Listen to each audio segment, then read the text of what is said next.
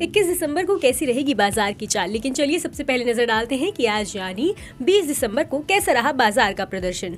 बाजार ने आज सुस्ती के साथ शुरुआत की। बैंक ऑफ जापान की तरफ से भी मौद्रिक नीतियों में कड़ाई लाने के संकेत मिलने के बाद बाजार में कमजोरी बढ़ती नजर आई, लेकिन कारोबारी सत्र के आखिरी घंटे में बाजार में जोरदार रिकवरी आई, जिसके चलते बाजार निचले स्तरों से सुधर कर बंद हुआ। आज के कारोबार में निफ्टी नीचे से 182 पॉइंट सुधर कर बंद हुआ है, वहीं सेंसेक्स 600 पॉइंट सुधर कर बंद होने में कामयाब रहा है। निफ्टी बैंक नीचे से 460 पॉइंट सुधर कर बंद हुआ है। एनर्जी, आईटी और मेटल इंडेक्स बढ़त पर बंद हुए हैं, वहीं रियल्टी, ऑटो और एफएमसीजी शेयरों में बिकवाली रही।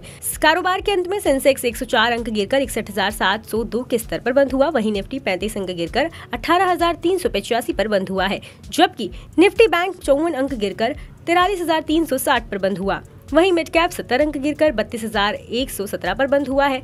डॉलर के मुकाबले रुपया भी आज 4 पैसे कमजोर होकर 82.75 के स्तर पर बंद हुआ है। Adani enterprises, TCS, Reliance, axis bank और इंडसइंड बैंक आज निफ्टी के टॉप गेनर रहे। वहीं SBI life, Eicher Motors, UPL, Tata Motors और हिंदुस्तान यूनिलीवर निफ्टी के टॉप लूजर रहे हैं। आईटी और मेटल को छोड़कर बाजार में आज चौतरफा बिकवाली देखने को मिली।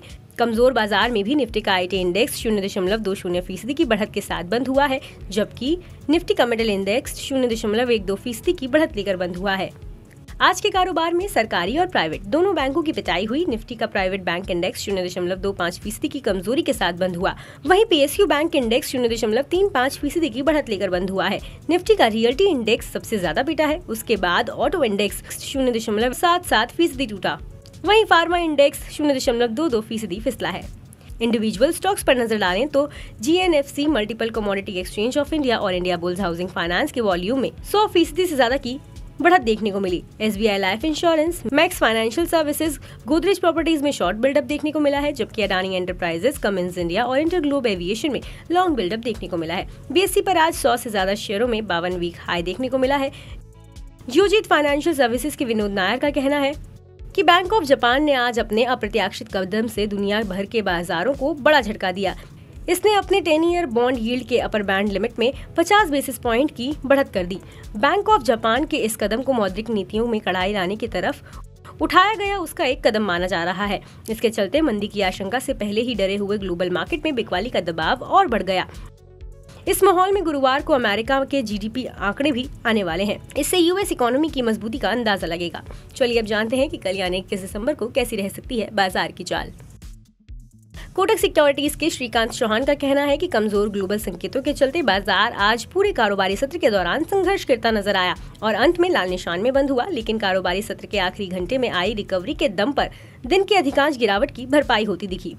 बाजार में इस उठापटक की वजह किसी नए ट्रिगर का अभाव भी हो सकता है। इसके अलावा निवेशकों को हाल में हुई आरबीआई की पॉलिसी मीट के मिनट्स का भी इंतजार है, जो बुधवार को आने वाले हैं।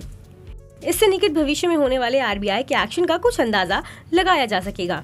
टेक्निकल तौर पर देखें तो सुबह की शुरुआती तेज गिरावट के बाद निफ्टी को 18,200 पर सपोर्ट मिलता दिखा, फिर इंडेक्स में दिन के निचले स्तरों से सुधार देखने को मिला। वर्तमान में बाजार की दिशा साफ नहीं दिख रही है। शायद ट्रेडरों को बाजार में किसी भी दिशा में ब्रेकआउट आने का इंतजार है।